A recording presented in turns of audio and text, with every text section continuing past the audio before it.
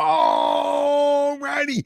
This is not ESPN's 30 for 30. However, it is my 98 for 98. The 98 seasons in the history of the New York Football Giants in 98 days. Now, I'm probably not going to get it done in 98 days, but I'm going to try to get the 98 seasons done by the beginning of the regular season, which starts in the beginning of September. So I should be able to get that done. But we're forging ahead. We finally reached the 1940s. We were at 1940, which happened to be the 16th season in the history of the New York Football Giants. Now, of course, it's the 16th season for the New York Giants. It's also the 21st season for the history of the NFL. The NFL started in 1920. Giants started in 1925. So the Giants are like 5 years behind, or however you want to call it, 5 years younger, shall we say, than the NFL it is. Now this was this time era for the Giants was lots of fantastic football, a lot of great players, great games, championships. They went to championship games, and even had a playoff game to see if they were going to go to a championship game. I mean, this was a phenomenal season, time for the Giants. From 1933, when the championship game started, 1933 officially started. That's when 1933. That's when they had two divisions, the Eastern and the Western. And at the end of the season, the teams with the two best records played each other for the championship. That started in 1933. So 1933 to 1946, the Giants went to the 33 championship, the 34 championship, the 35 championship. They went to the 38, the 39 championship. They went to the 41, the 44, the 46 championship. They went to a playoff game in 1943.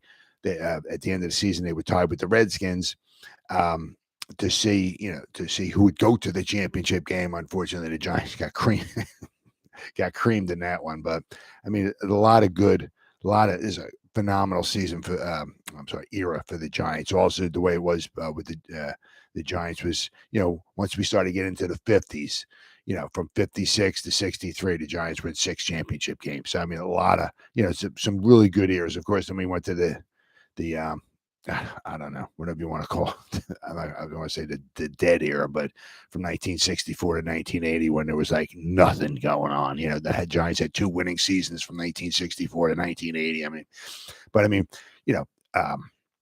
The Giants won the league championship in 27, 29 and 30. They, you could easily say those were like missing ring seasons because they're, the 1930 season, I believe that was the one. I mean, it was just that they missed extra point.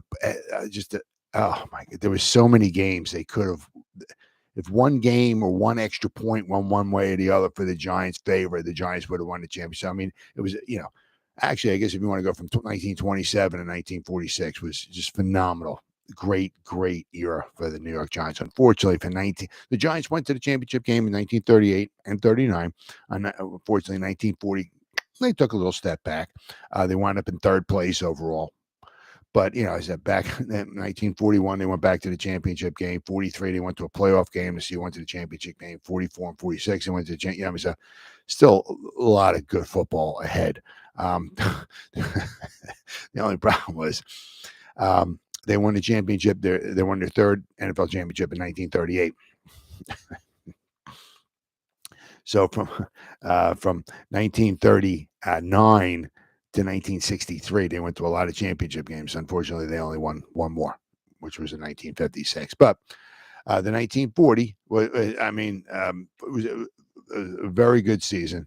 The Giants, lost a couple games, or they tied one. They lost another one to a weaker opponent. So they had their chances. But what made this season so memorable was the championship game, which I'll go over in a little bit. But this championship game, bar none, thankfully I guess they can say maybe thankfully the Giants weren't in this championship game. But this championship, I think it was one of the most memorable championship games of all time.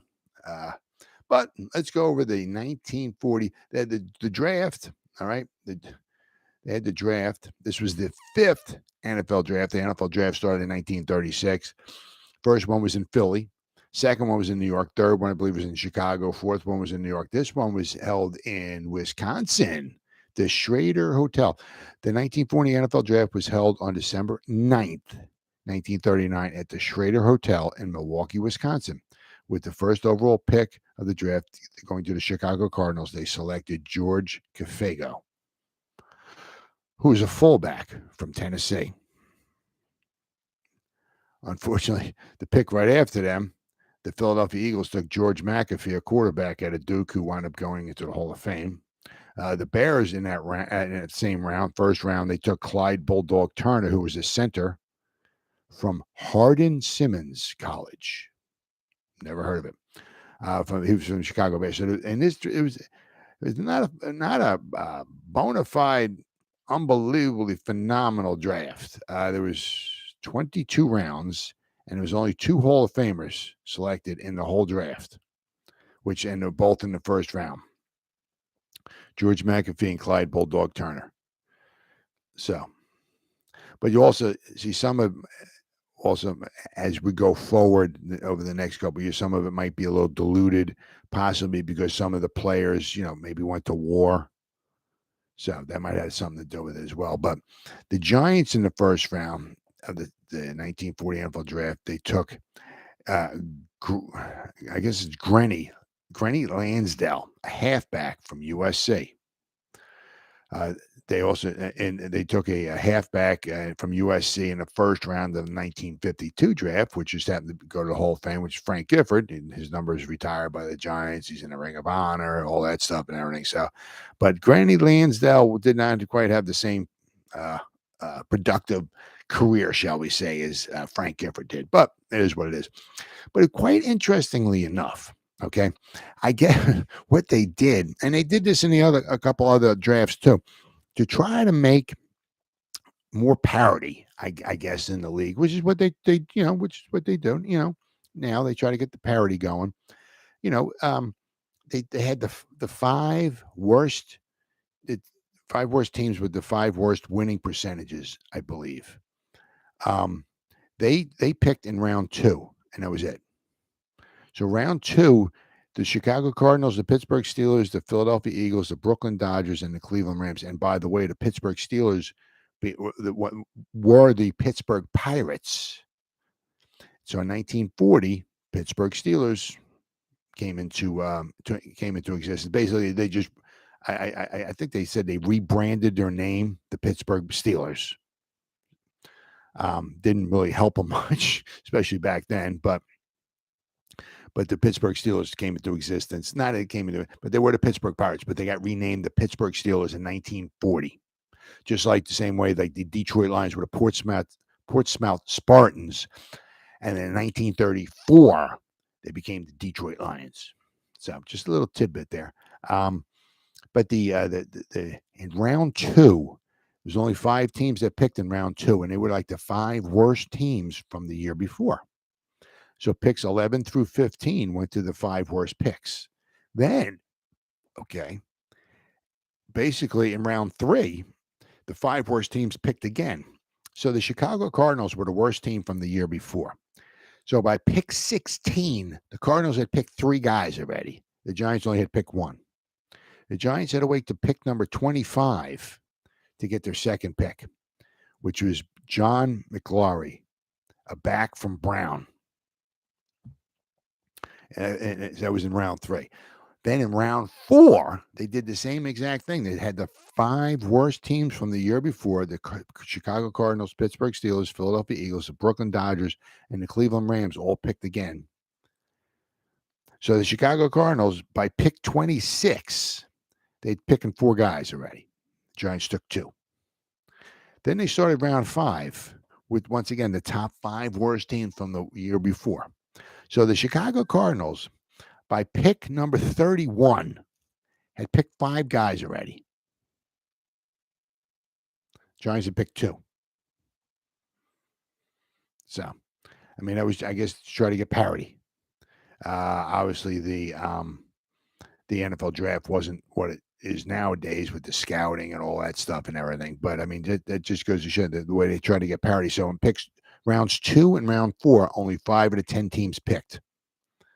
All right, so by the time round 5 rolled around, the Chicago Cardinals at pick number 31 picked their 5th player in the draft. The Giants had only taken 2. So the Giants in round 5 took their 3rd player, which was Carl Tomasello, an end from St. Thomas of Pennsylvania. Then round 6, the Giants took Lou Smith, a back from California. Round 7, I'm not going to go through all the rounds. There's 22 of them. Round 7, the Giants took Rex Williams, a center from Texas Tech. Round 8, the Giants took Wynn Peterson, a tackle from Minnesota. Round 9, the Giants took Dom Principe, a back from Fordham. Fordham was a powerhouse back then. That's where Vince Lombardi came from. 7 blocks of granite. But Fordham was a very good team back then. And in round 10, the Giants took Earl Clark, a back from TCU. Now, I this is one of my favorite names of all time here. I got to find him. The Giants took. Where's he at here? He was a late round pick. Oh, here we go. Yeah. Round 21, the Giants took Weenie Bynum, a back from Centenary. Weenie Bynum. But now, oddly enough, what that did, I guess, to try to make sure that each team wound up with 20 picks. In rounds 21 and 22, the 5 best teams from the year before got the pick. The 5 worst teams didn't. So basically, I mean, it was like, the junk players. That's what. So the Giants wound up with Mr. Irrelevant in this draft. Round number 22, the Giants picked player number 200, which was Myron Claxton, a tackle from Whittier. Wherever the hell that's at, I have no idea. So the Giants had Mr. Irrelevant in this draft, the 1940 NFL draft. But so to make sure that each team wound up with 20 picks, the top 5 teams from the year before picked in round 21, and the top 5 teams in round 22. Top 5 teams from the year before picked in round 22. So that was just to try to make some parity. But it's just an interesting thing. I mean, as I said, the Chicago Cardinals, the 5 worst teams. The Cardinals, the Eagles, the Steelers, the Dodgers, and the Rams all had 5 picks in the 1940 draft before the Giants even got their 3rd one. They had the 5 picks, and the Giants only had 2. I guess that was to try to get some, some parity.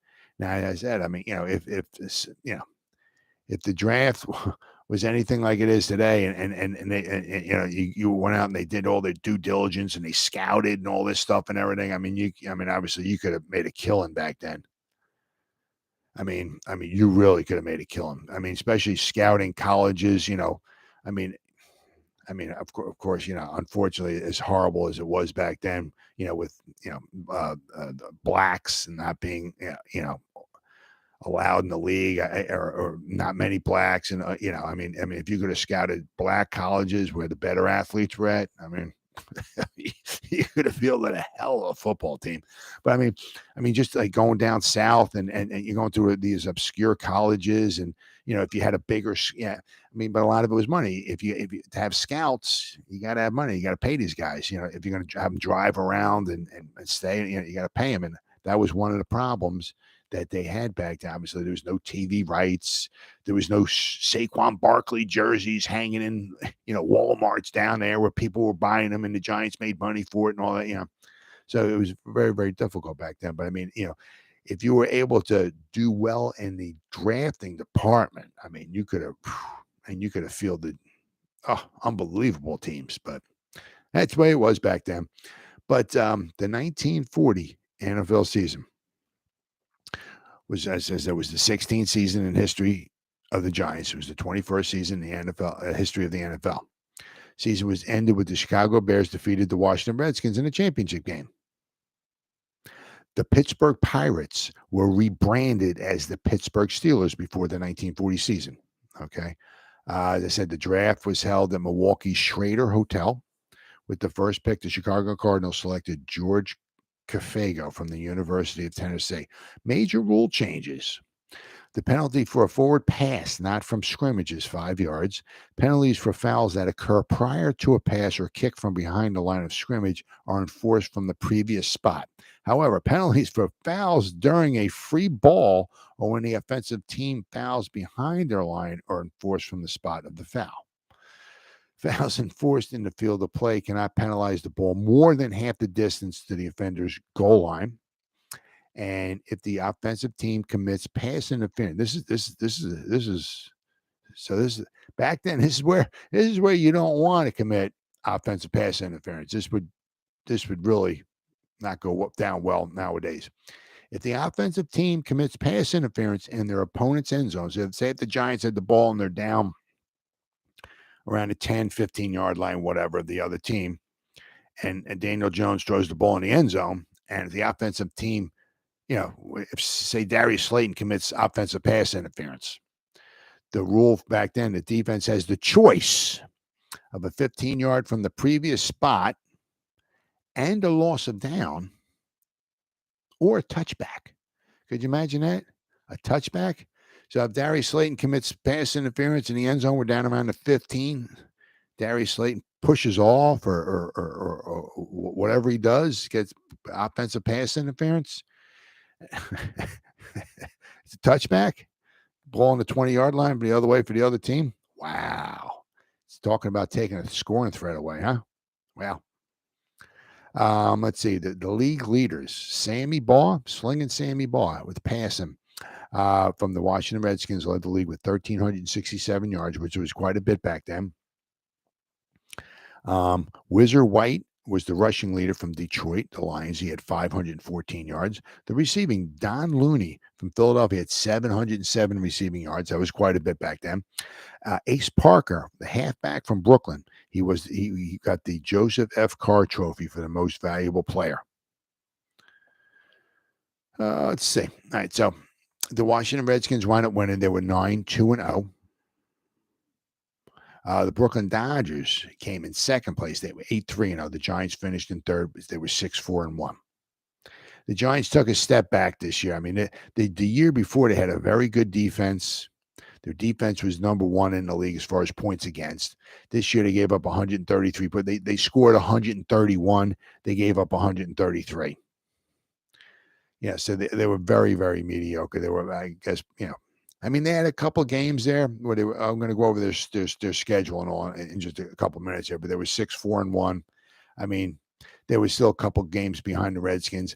Their schedule changed a little bit, which I'm going to go over in a couple minutes here once again, because usually it went a certain way, especially toward the end of the season, and for whatever reason, it wound up changing. As I said, I'm going to go over that in a couple minutes here.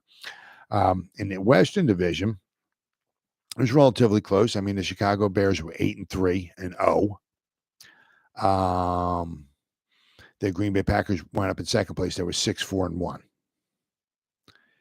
The Detroit Lions went up 5-5-1. Let's see here. The Philadelphia Eagles were the worst team. Cool.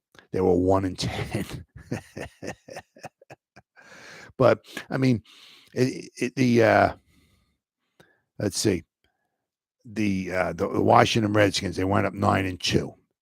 They lost to the Giants toward the end. They lost to the Brooklyn Dodgers, and actually they were 7-0 at one point. And in their final four games, they lost two of their final four games. They beat the Chicago Bears just 7-3. They beat the Philadelphia Eagles 13-6, the final game of the season, which wound up winning them the division. But it looks like the Eagles outplayed them. The Eagles had 332 yards of offense. They had 19 first downs. I mean, but they outgained them. They outgained Washington, but the Redskins wound up winning. But I mean, the Redskins didn't run away with it. They were 9-2, and it's the same thing because they were the Brooklyn Dodgers. Now the Brooklyn Dodgers, one time were 4-3. The Brooklyn Dodgers won their final four games, and to finish 8-3. But I mean, if the Redskins stumbled like the last game of the season against the Eagles, they won 13-6. Well, as I said, the Eagles outgained them. Obviously didn't outscore them, But I mean, if that game went a different way, possibly the Redskins didn't go to the championship game. The Redskins wound up beating the Bears. Let's see. The Redskins beat the Bears on November 17th by a score of 7-3. The Bears outgained the Redskins. Bears had 300 yards of offense. The Redskins had 169 yards of offense. I mean, the Bears outgained them, more first downs. The Bears couldn't get into the end zone. So the Redskins won that game. So, I mean, there was a couple games here or there that could have gone either way. Like if the Redskins wind up losing, maybe the Brooklyn Dodgers wind up going to the championship game. However, the Brooklyn Dodgers, never went to a championship game. From 1933, when the championship game started, to 1946, only the Redskins and the Giants went to the championship game out of the Eastern Division. Now we got the Giants. Now they didn't start off too well. They started off with a tie and a loss. They tied the first game ever with the Pittsburgh Steelers. The Pittsburgh Steelers ever first game that they were named the Steelers. It was a tie against. Oh, actually, no. The Steelers. That was their second game. The Steelers tied the Chicago Cardinals. Okay, but the Giants' first game of the season, they tied the Pittsburgh Steelers 10-10. So the Giants started off 0-1.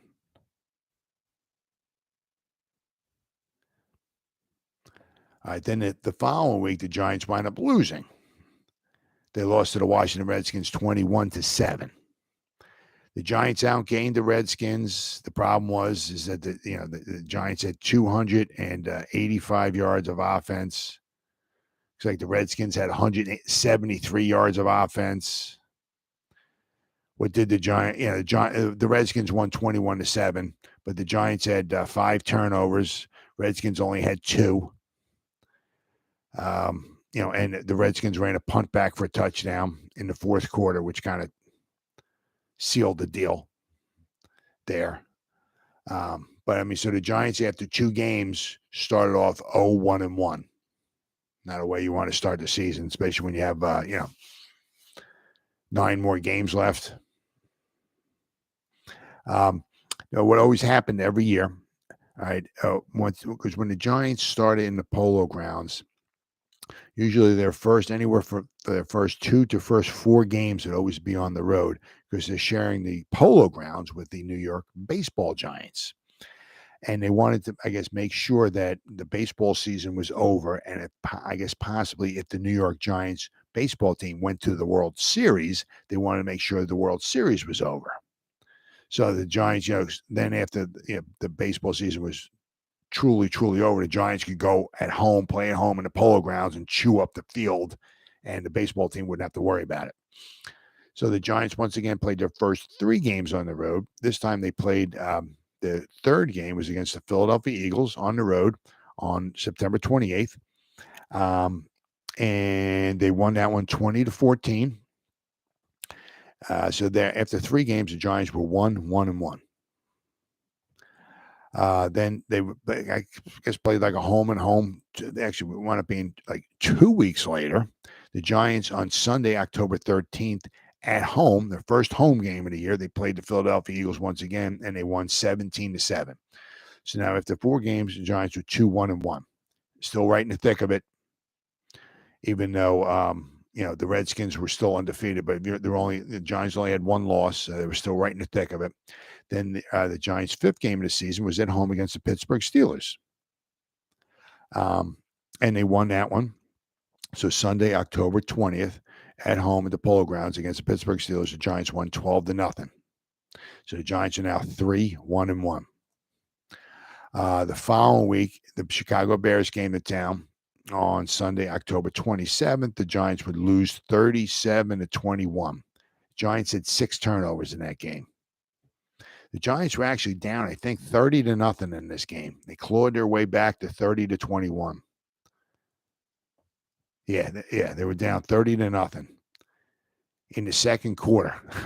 They were down 30-0. The Bears kicked a 52-yard field goal, which was, I mean, that's like a 60-something yard, easily a 52-yard field goal back then.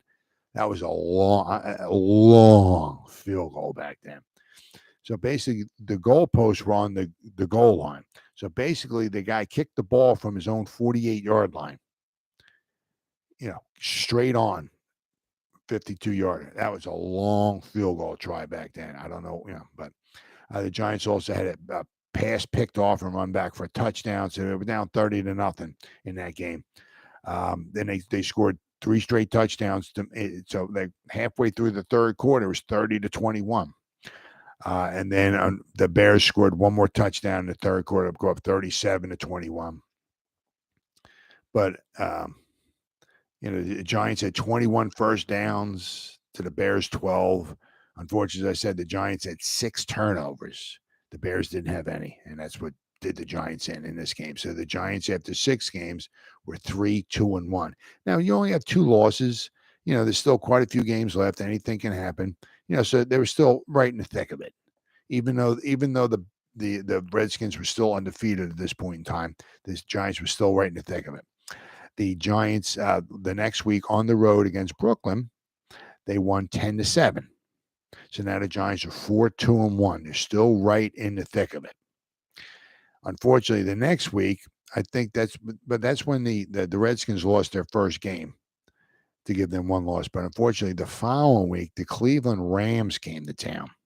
And once again, the Giants outplayed them, but they lost 13-0 to the Cleveland Rams. And the Cleveland Rams wind up 4-6-1. So the Cleveland Rams, we're not a phenomenal team. The Giants outplayed them. The Giants had 15 first downs. The Rams had 4 first downs. The Giants had 246 yards of offense. The Cleveland Rams only had 120 yards of offense. But the Cleveland Rams scored the only 2 touchdowns of the game. One was a 60-yard interception return. The Giants had quite a few passes picked off and run back for touchdowns against them this year. So against a weaker opponent, the Giants were at home. The weaker opponent had 4 first downs in the whole game, and they wound up winning 13-0. So the Giants, kind of shot themselves in the foot right there. They had a very winnable game, all right, in week 8 against the Cleveland Rams at home against a weaker opponent. The Giants could have won that game with a better team, just shot themselves in the foot. The following week, the Giants had the Green Bay Packers come to town, and Giants always had a hard time with the Packers, but they won 7-3. So now the Giants are 5-3-1. The Washington Redskins came to town, and the following week on Sunday, November 24th, the Washington Redskins and the Giants won 21-7. Now the odd thing is that usually, a lot of times the Giants would play on Thanksgiving against the Brooklyn Dodgers. And a lot of times the Giants would finish their season at home against the Redskins. Actually, from 1936 to 1939, 4 straight years, the Giants' final game was at home against the Redskins. This year, for whatever reason, the final game was at home against the Brooklyn Dodgers. And the Giants used to play the Brooklyn Dodgers in Brooklyn on Thanksgiving. And the Giants didn't play on Thanksgiving this year either. So the final game of the season, which wound up being kind of, the Giants wound up losing to the Brooklyn Dodgers 14-6. So the Giants wound up 6-4-1. As I said, I mean, there was nothing really super spectacular about the Giants this year. I mean, they had 9 touchdown passes. They threw 15 interceptions. They did have 23 interceptions on defense. Let's see, the Giants' rush defense was very, very good. They only gave up 2.4 yards per carry. The opponents ran the ball 413 times for only 977 yards. They did get 8 touchdowns, but the Giants had 6 rushing touchdowns. The Giants only averaged 3.3 yards per carry, but I mean, that was rather normal back then. Yards per carry were not very high like they are today. Let's see, the Giants kicked 6 field goals all year. The opponents only kicked 3 field goals against them. Let's see here. The opponents, let's see here. Yeah, opponents ran back 2 passes for touchdowns against the Giants. Had a punt return against them.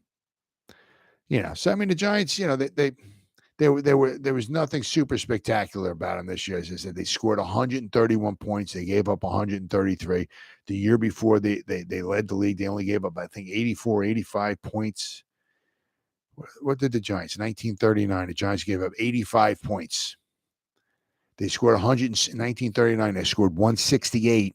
Gave up 85. So basically, they scored twice as many. They averaged 15.3 points per game, and they only gave up 7.7. So basically, they gave up like a touchdown a game in 1939. This year, they gave up 12.1 points per game, and they only averaged 11.9 points per game. So basically, they scored 12, and they gave up 12. So they're very, very mediocre, right? Their record kind of shows it. They tied a weaker opponent. They lost at home to a weaker opponent.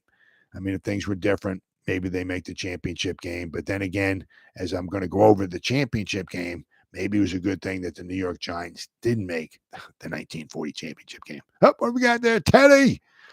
Philadelphia Eagletarians. Believe all men are created equal. You got that right. The Eagletarians. I like that. That's a good one. But the 1940 NFL championship game will go down in history as the biggest blowout in history of National Football League. The Chicago Bears beat the Washington Redskins 73-0.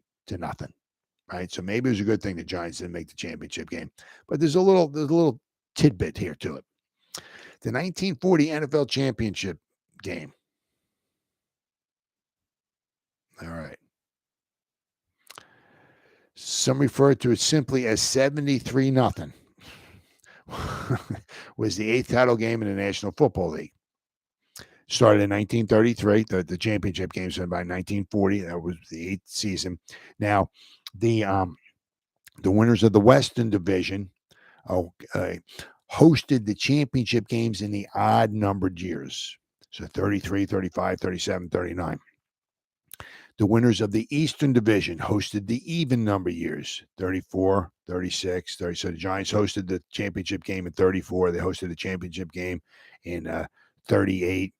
The Washington Redskins, they won the Eastern Division. So in 1940, they hosted the championship game. The game was played in Griffith Stadium, Washington, D.C., in front of 36,000 people on December 8th, 1940.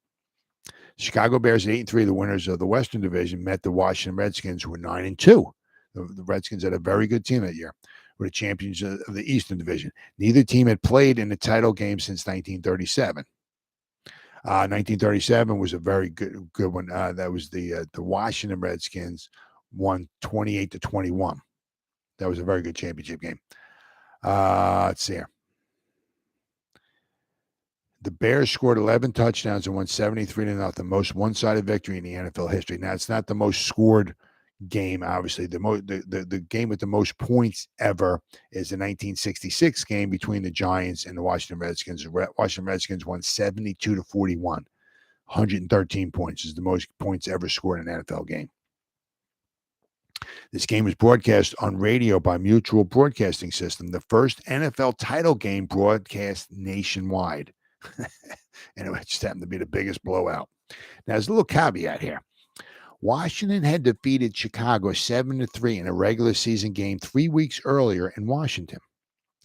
And after the contest, Redskins owner George Preston Marshall told reporters that the Bears were crybabies and quitters then when the going got tough.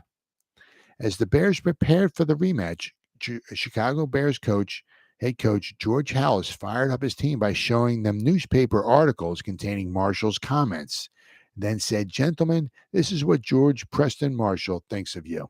Well, I think you're a great football team. Now go out there and prove it." So this is why you never want to give another team bulletin board material, okay? It could really come back and bite you in the ass, right? So before the game, Halas's friend, Clark Shaughnessy, who is concurrently coaching the undefeated Stanford Indians, helped the Bears game plan Shaughnessy devise several counters for linebackers shifts that he had noted that the Redskins were using. So apparently the Bears used some type of a game plan against, when they were on offense against the Redskins defense and their shifting of their linebackers. And it must have worked out pretty good.